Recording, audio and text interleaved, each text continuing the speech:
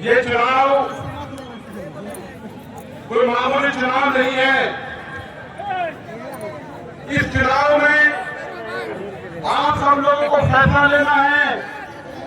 जिस तरह का 20 साल का कुशासन आप लोगों ने झेला है, चाहे वो छात्र हो, नौजवान हो, किसान हो, जीविका बहन हो, और वो वक्त आ गया है कि आप अपनी वोट की चोट से इस युवा साथी काम करने के लिए दूसरे प्रदेशों में जा रहे हैं। आज हमारे बीच पूरे हिंदुस्तान के हाथ विकट रूप से उठाने वाली आदरणीय दीदी प्रियंका गांधी जी कुछ ही समय में आप लोगों के बीच उपस्थित होंगी।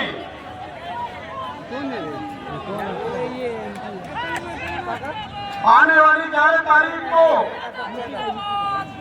आप लोगों को हाथ छाप के निशान पर बॉल लगाकर इस सरकार को बदलना है। आपका वोट एक सरकार नहीं, 2 सरकार बदलने का काम करेगा। धन्यवाद।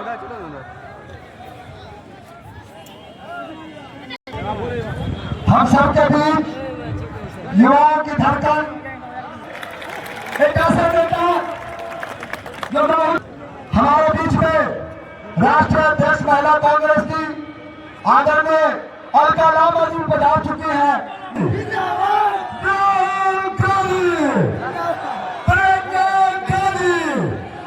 मल्लिकार्जुन खड़गे, सचिन पायलट, अलका लांबा।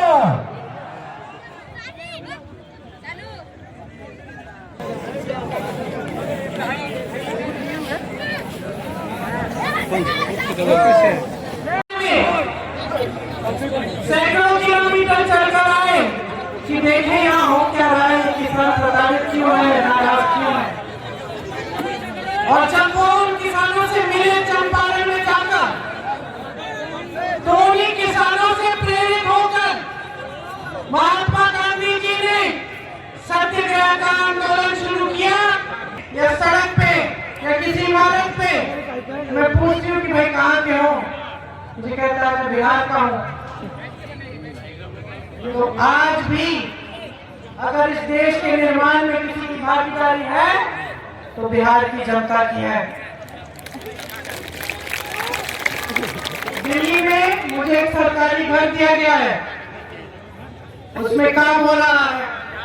2 भाई हैं जो बड़े ठेकेदार के लिए काम करते हैं, सब कुछ संभालते हैं। एक सुभाष है, एक सज्जन है, दोनों पूर्णिया के हैं। मैंने कहा चलो मेरे साथ, मैं एक दिन पूर्णिया जा रही हूँ, आ जाओ। मैं जहाज में ले जाती हूँ, घर घूम के आ जाना। मुझे बताया कि 1 साल से दीदी हम घर नहीं गए हैं। तो अब हम जाएंगे, 1 दिन के लिए जाएंगे तो वापस कैसे आ जाएंगे हम 1 दिन में। अब जाएंगे तो हम त्योहार के लिए कुछ समय के लिए जाएंगे, 10-15 दिन रह के आएंगे। मैंने खूब उनको तंग किया कि चलो भाई मैं जा रही हूँ 1 दिन के लिए, जहाज में जाओगे परिवार से मिलते आओ। मना कर दिया कि नहीं, हम जब जाएंगे तो कुछ समय के लिए जाएंगे, क्योंकि 1 साल बाद हम परिवार के पास जा रहे हैं। तो इसमें इस बात में ना एक दर्द है। अब वो इतने काबिल हैं, ये दोनों भाई, ये सब कुछ समझते हैं। बड़े बड़े आर्किटेक्ट आते हैं, उनको भी समझा देते हैं कि भाई ये ऐसे नहीं, ऐसे होनी चाहिए चुनाव।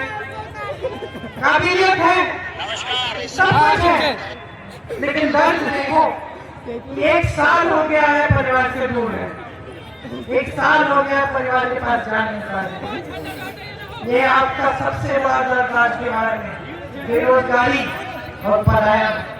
बेरोजगारी की वजह से पलायन कि यहाँ का युवा यहाँ पे काम नहीं कर सकता, उसको स्थानीय कोई ऐसा उद्योग नहीं है जिसमें उसे नौकरी मिले, कोई ऐसा रोजगार नहीं है जो उसको यहीं पे मिले। यहाँ की सरकार ने तमाम पद खाली रखे हुए हैं, तमाम नौजवान बेरोजगार हैं, लेकिन नौकरी नहीं दे रहे हैं।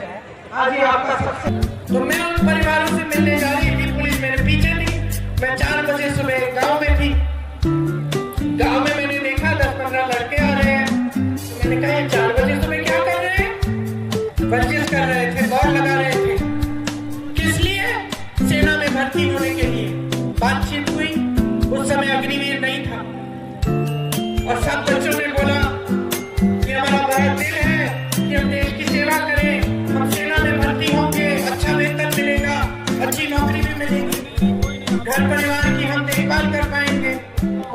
पीछे क्या किया, नहीं लिया।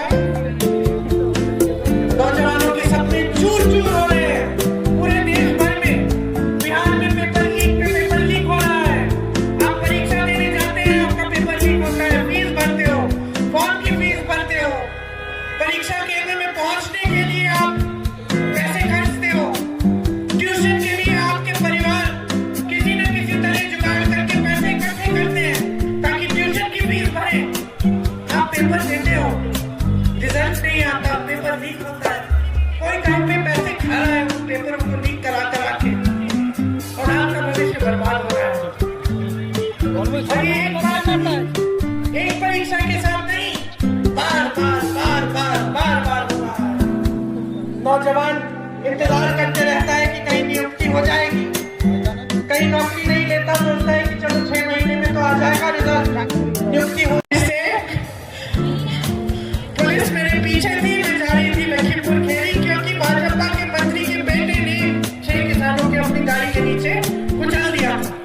तो मैं उन परिवारों से मिलने जा रही थी, पुलिस मेरे पीछे थी। मैं 4 बजे सुबह गांव में थी। गांव में मैंने देखा 10-15 लड़के आ रहे हैं। तो मैंने कहा ये 4 बजे सुबह क्या कर रहे हैं? वर्जिश कर रहे थे, दौड़ लगा रहे थे। किस लिए? सेना में भर्ती होने के लिए।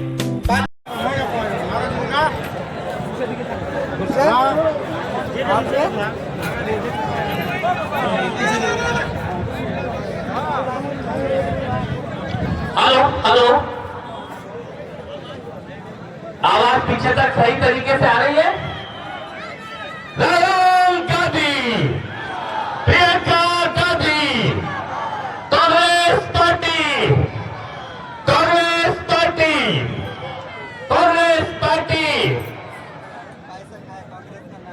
मैं अब हमारे बीच में सभी वरिष्ठ नेता यहाँ पे पहुंच रहे हैं और सभी से निवेदन है कि आधे घंटे में हमारी नेता प्रियंका गांधी जी यहाँ पे पहुंचने वाले हैं।